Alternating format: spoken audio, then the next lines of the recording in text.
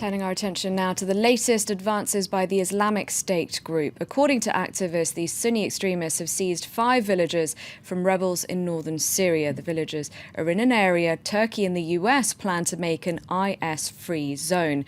Here to tell us more is France 24's expert on jihadi movements, Wassim Nasser. Wassim, these villages reportedly seized by the Islamic State group are close to the city of Mara. What is its strategic importance? It's very important for the Islamic State and it has a big symbolic for them. So these 4 or 5 villages, there's 2 of them on the Turkish border, and then 3 of them around the city of Mara, which has only one exit toward the north to another town called Azaz, also held by the rebels. It's important because Mara is one of the oldest cities that participated in the uprising against the Syrian regime since 2011.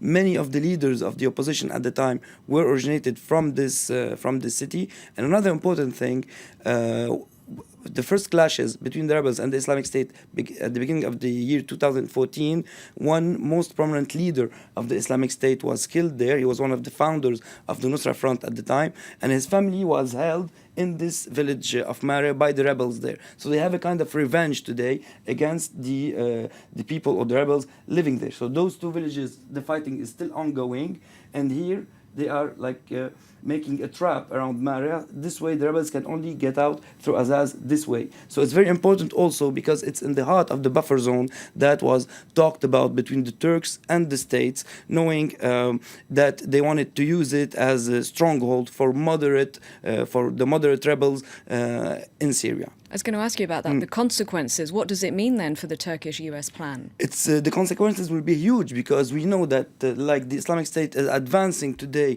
from the east toward the west, but we shouldn't forget that on the other hand, at the other side of this buffer zone, the Nusra Front, which is the Al-Qaeda branch in Syria, is also advancing against moderate rebels.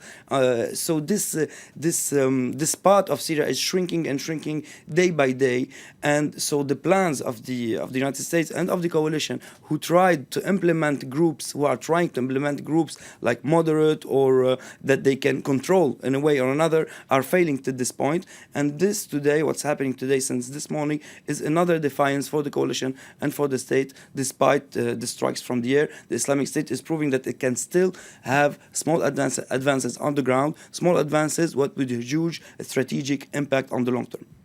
Okay, thank you very much indeed for that analysis, Wassim.